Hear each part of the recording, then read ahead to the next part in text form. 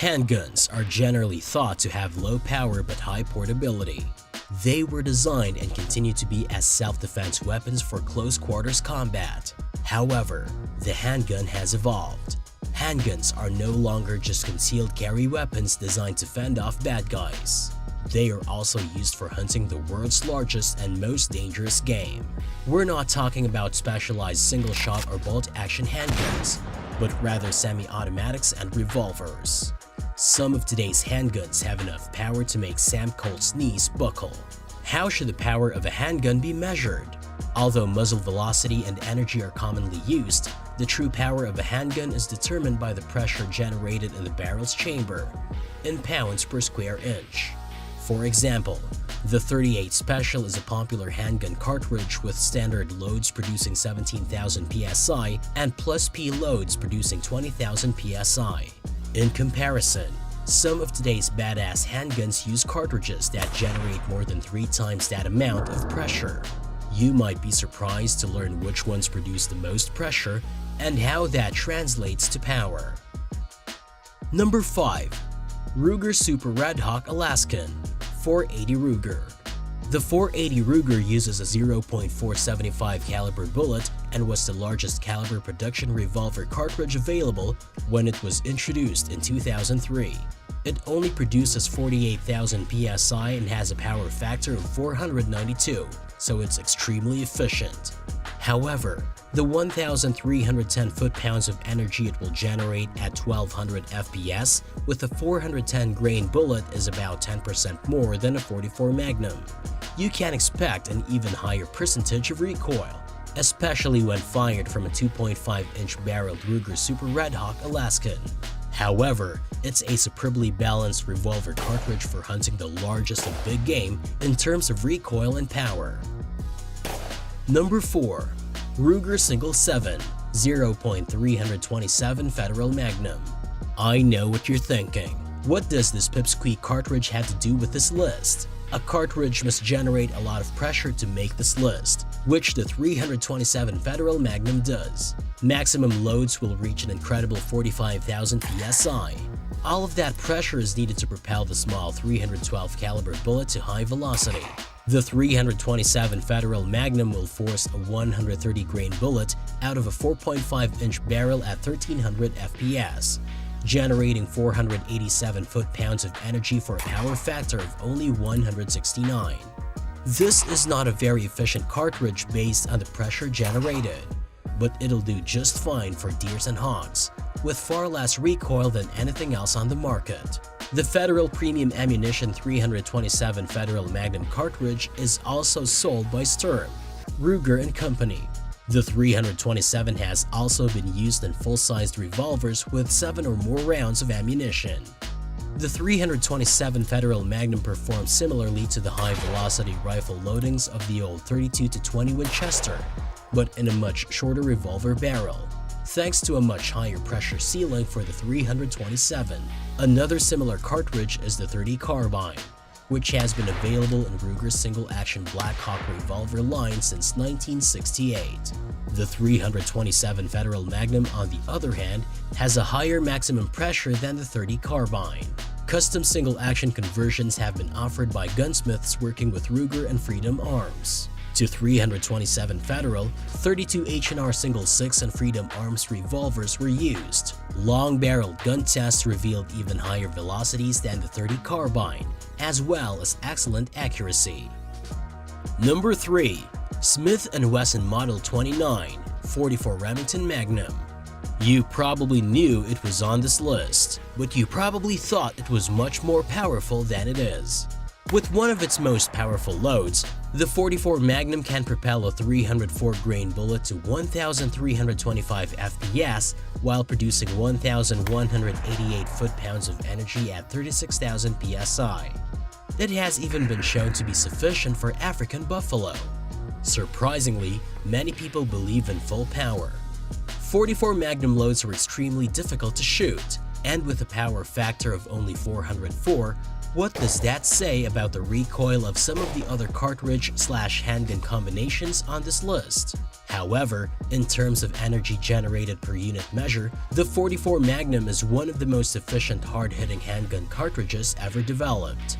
The 44 Remington Magnum was actually outsized and outpowered by the 454 Castle round in 1970, so it wasn't technically the most powerful handgun. Nevertheless, regardless of the minor quibble, the gun has become iconic since then. What's more, Dirty Harry wasn't even the first film to feature a gun. It had previously appeared in Lee Marvin's 1967 film Point Blank, but Eastwood's line likely made the gun famous. It later appeared in a number of other films, including Live and Let Die, Taxi Driver, Beverly Hills Cop 3, and The Killer. Number 2. Magnum Research Desert Eagle 50 Action Express. The majority of high-powered handgun cartridges are housed in revolvers, but the 50 Action Express or AE is an exception. A 300-grain bullet will exit the barrel of a Magnum Research Desert Eagle at 1,475 FPS, producing nearly as much muzzle energy as the 45/70. However, the 50 AE is not very powerful in terms of pressure. In the barrel's chamber, it only generates 35,000 psi of pressure. Nonetheless, with a power factor of 442, the 50 AE is likely the most powerful handgun cartridge available for a semi-automatic pistol. The Mark XIX Desert Eagle tungsten pistol is a semi-automatic, gas-operated pistol with a 7-round capacity and 50 AE. The gun is 10.75 inches long and has a 6-inch barrel. The width is 1.25 inches. The height is 6.25 inches. And the weight with an empty magazine is approximately 72 ounces. A 6-inch barrel has a trigger reach of 2.75 inches and a sight radius of 8.5 inches. The Mark XIX Desert Eagle pistol is built with the latest CNC machine technology to provide exacting specifications with tight tolerances, resulting in a work of art and a precision firearm. The anatomically formed grip provides an ideal hand-seating angle for two-handed shooting, allowing for comfortable, rapid, and accurate firing. The accessory rail in the Weaver style easily accommodates aftermarket optics and scope rings. One 7-round magazine is included. Number 1. Magnum Research BFR 45/70 Government. The 45/70 Government cartridge is not a revolver cartridge and was never designed to be fired in one. But being the enterprising creatures that we are, humans sometimes disregard what was intended. The Magnum Research Big Frame Revolver or BFR comes in 45/70 and even 30-30 Winchester calibers and nearly every cartridge on this list. It is, as the acronym implies, a large frigging revolver. The 45/70 is not very powerful in terms of pressure, with only 28,000 psi. However, who cares? This is a revolver cartridge loaded with a rifle cartridge.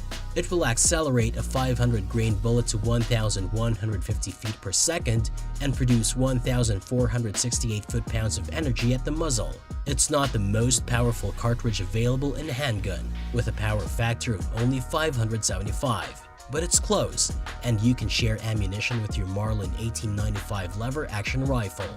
The BFR is a 5-shot single-action revolver with a transfer bar safety and a firing pin that is mounted on the frame.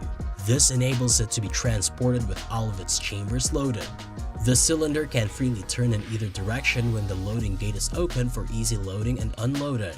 The extractor rod is not mounted to the gun in this case, but the port for it has been left on the frame to serve as a guide hole. The top strap has a scope mount drilled and tapped. The custom BFR sight menu begins with your choice of a short or long frame.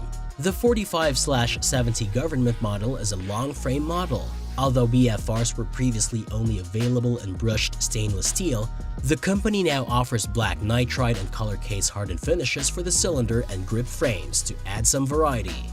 I decided to keep the all stainless look. Barrels in round, fluted, and octagonal profiles are available in a variety of lengths. Unfluted, fluted, or pentagonal cylinders are available in silver, black, or black nitride finishes. The cylinder on this revolver is pentagonal. Instead of the rubber plowshare grip frame, this gun has the Bisley grip with smooth, black micarta grip panels. Many people believe that a rubber grip will better cushion the recoil of hard-kicking handguns. However, when a handgun kicks this hard, the Bisley frame's smooth hard grips and curved shape allow the gun to roll up and back in your hands. As a result, the recoil moves in an arc instead of being driven straight back into the tender wrist joint. There you have it, folks. Let us know your personal favorite. Subscribe to keep up with some of the best military content.